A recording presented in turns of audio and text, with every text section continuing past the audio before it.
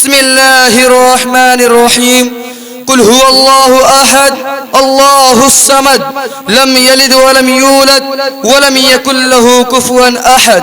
میں نے ابھی آپ کے سامنے ایک پوری سورت تلاوت کر دی ہے. اس کا ترجمہ یہ ہے اے نبی کہہ دو کہ اللہ ایک ہے, اللہ بے نیاز ہے, وہ نہ کسی کا باپ اور نہ کسی کا بیٹا اور کوئی اس کا ہمسر نہیں.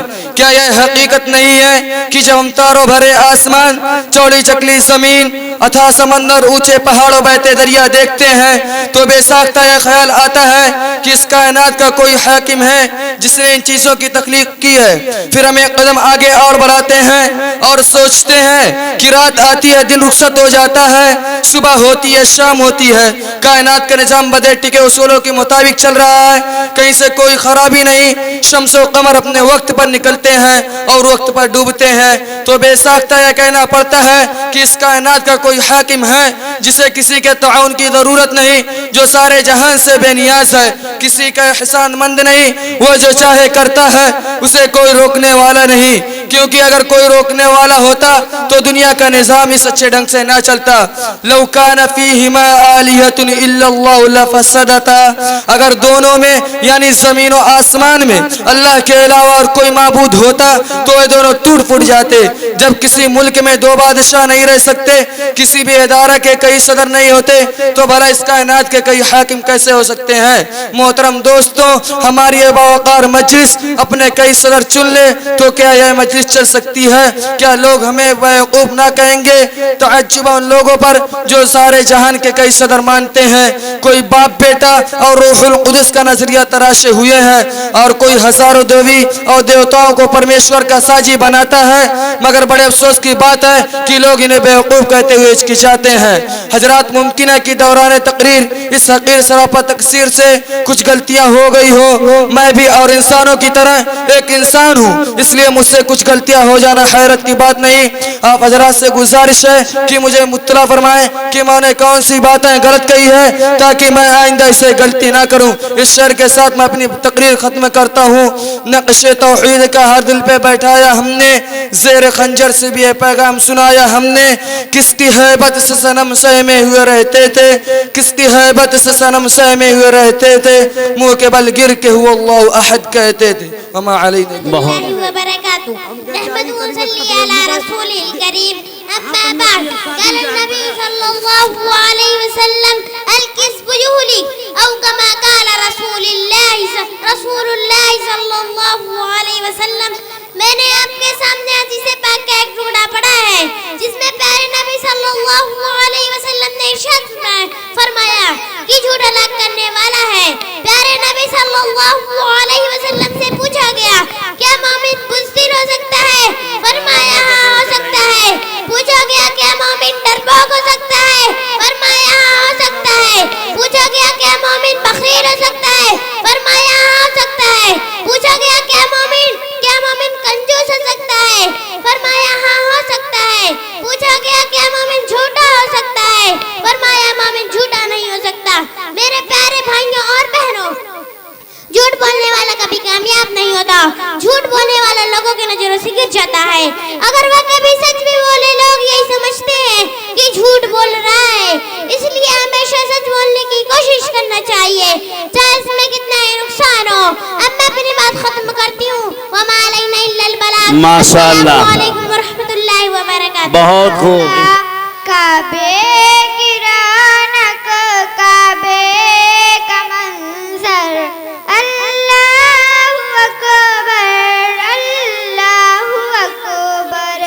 دیکھوں تو دیکھے جاؤں برابر, اللہ اکبر, اللہ اکبر. حیرت سے خود کو کبھی دیکھتی ہوں اور دیکھتی ہوں کبھی میں حرم کو, اور دیکھتی ہوں کبھی میں حرم کو.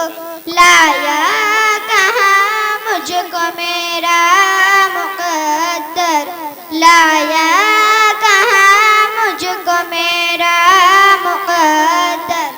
اللہ اکبر, اللہ اکبر.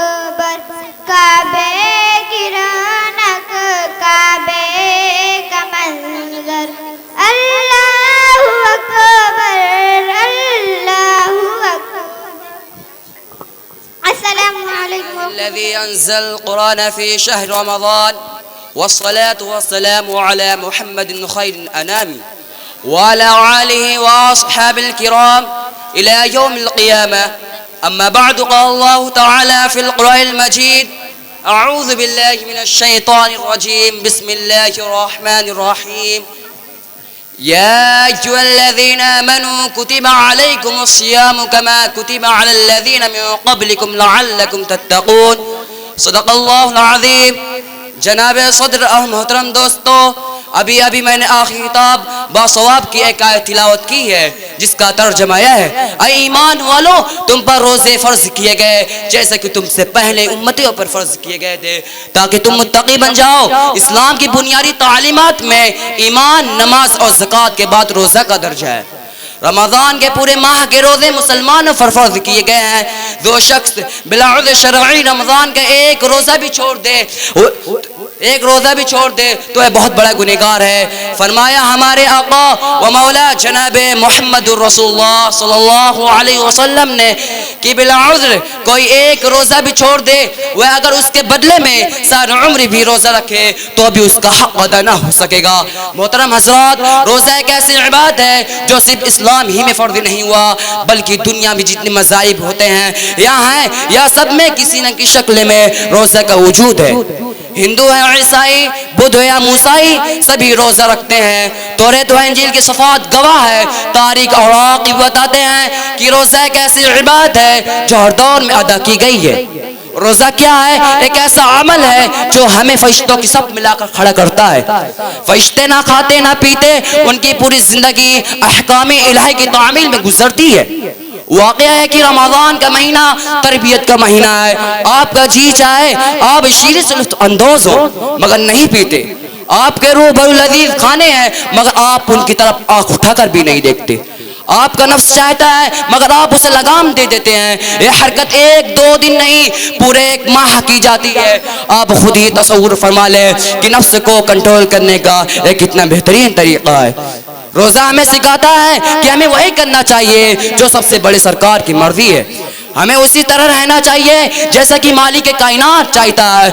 ہماری حرکتیں اسی کے حکم سے ہونی چاہیے. وہ کہے کہ چلو تو چل پڑیں، کہے کہ رک جاؤ تو رک جائیں، کہے کہ کھاؤ تو کھا لیں، پیو تو پی لیں.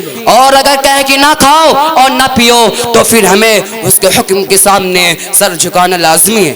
ایک ماہ کے مسلسل عمل سے اگر آپ نے اپنے نفس کو کنٹرول کر لیا تو سمجھ لیں کہ آپ کا روزہ ہو گیا. دعا ہے کہ اللہ تعالی ہم لوگوں کو صحیح ڈھنگ سے روزہ رکھنے کی توفیق دے. قلب میں افسوس نہیں، روح میں احساس نہیں. قلب میں افسوس نہیں، روح میں احساس نہیں. کچھ بھی پیغام محمد کا تمہیں پاس نہیں. وآخر دعوانا الحمدللہ رب العالمین. صلی علی رسول الکریم. اما بعد فاعوذ باللہ من الشیطان الرجیم. بسم اللہ الرحمن الرحیم. اننی انا اللہ لا الہ الا انا فاعبدنی واقم الصلاۃ لذکری. روز محشر کی جان گداز بود، روز محشر کی جان گداز بود، اولی پرشش نماز بود. محترم حضرات، ابھی میں نے قرآن مقدس کی آیت تلاوت کی ہے جس کا سادہ سا ترجمہ یہ ہے: بے شک میں ہی اللہ ہوں، میرے سوا کوئی معبود نہیں، لہذا میری عبادت کرو، میری عبادت کے لیے نماز برپا کرو. حضرات، نماز اسلام کا پہلا رکن ہے جو امیر و غریب، بوڑھے جوان، عورت مرد، بیمار تندرست سب پر یکساں فرض ہے. یہی وہ عبادت ہے جو کسی شخص سے کسی حال میں بھی ساکت نہیں ہوتی. اگر اس فرض کو کھڑے ہو کر نہیں ادا کر سکتے تو بیٹھ کر ادا کرو. اگر اس کی قدرت نہیں ہے تو لیٹ کر ادا کرو. اگر مجھ سے نہیں بول سکتے تو اشارے سے ادا کرو. اگر رک کر نہیں پڑھ سکتے تو چلتے ہوئے پڑھو. اگر سواری پر ہو تو جس طرف وہ چلے اسی رخ پڑھو. یہ اسلام کا وہ فریضہ ہے جس سے کوئی مسلمان جب تک اس میں کچھ بھی ہو سواس باقی نہیں رہتا سبکدوش نہیں ہو سکتا. اس کے ادا کرنے میں کالی اور سستی نفاق کی علامت ہے. اس کا ترک کرنا کفر کی نشانی ہے. عزیزان گرامی، نماز کیا ہے؟ رحمان الرحیم کی یاد، اس کے بے انتہا احسانات کا شکریہ، اللہ کی یکتائی اور بڑائی کا اقرار. یہ اپنے آقا کے حضور کے جسم و جان کی بندگی ہے. کلمہ لا الہ الا اللہ صرف ہے. نماز اس کا موتی ہے. نماز مسلمانوں کے ہاتھوں میں ایک خنجر ہے جس کے ذریعے منکرات کو فنا کیا جا سکتا ہے. دعا ہے کہ ہر عاقل والی کو نماز کی عادی بنائے. آمین و آمین.